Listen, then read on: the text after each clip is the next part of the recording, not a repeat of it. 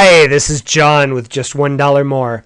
And one of the questions I'm frequently asked when it comes to budgeting is how I handle sinking fund items. And if you've been through Financial Peace University, you'll know that a sinking fund item is something that has an irregular payment schedule.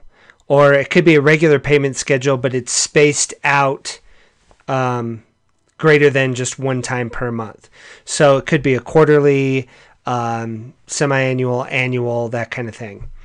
So what you want to be able to do is take funds every month and build those up so that when that payment is due, you're not coming up with, $600 all in one whack to make a insurance payment or something like that.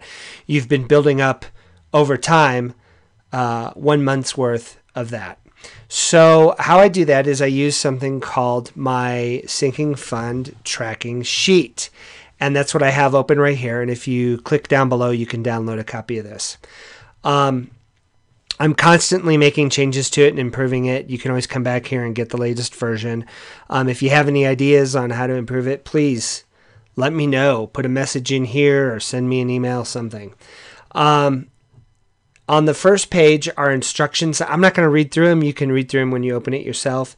The second page is the summary, and that's where most of the stuff really happens. So I'm going to spend a little bit of time talking about that. That's an error.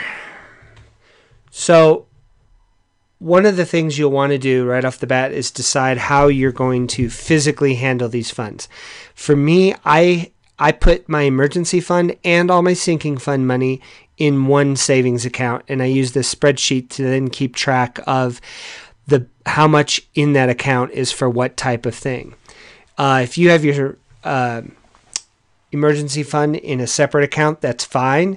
You'll just put 0 here and not worry about the emergency fund stuff.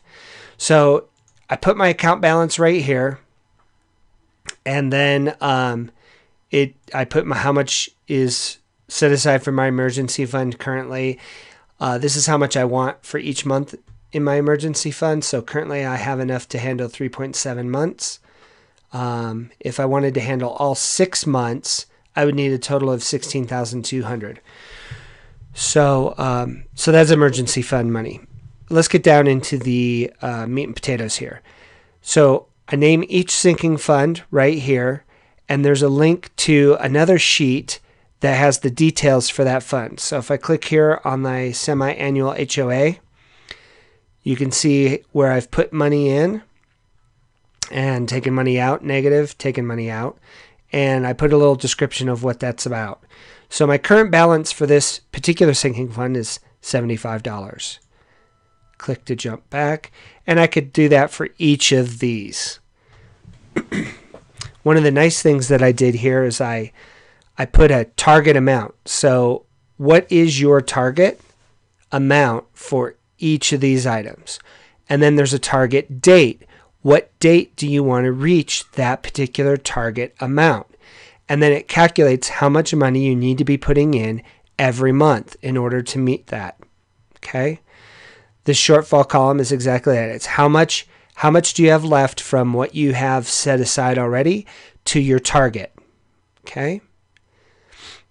There's little graphs in here. So the blue graph tells you how funded that particular item is. So this particular one is fully funded. On this one, the red graph shows you how much proportionally that particular line requires of the total. So the longer the bar, like this 292 stretches way out, 231 stretches way out. Those are large portions of the 656 that you need. Okay? Total down here.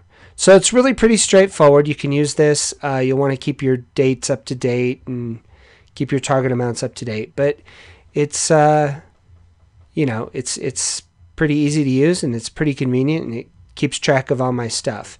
If you want to rename a fund, you can do that right here. You can add a new fund. There's also an entry form. So when you click that, you'll get this little box here, and you just put in your date and you'll select the fund name that you want to put the money into, put in the amount. If you put in negative, that means it's a withdrawal, and you put in your reason, and you post that, and it will post it to the correct sheet for you. So you can do all of your work right from here, or if you wanted, you can click in to each sheet and type in the values. Of course, it helps when the link actually works. Okay, so that's the Sinking Fund Ledger. I hope you find this tool useful. If you have any suggestions, please post a comment here or send me an email. Thank you much. This is John with Just $1 More. Talk to you next time.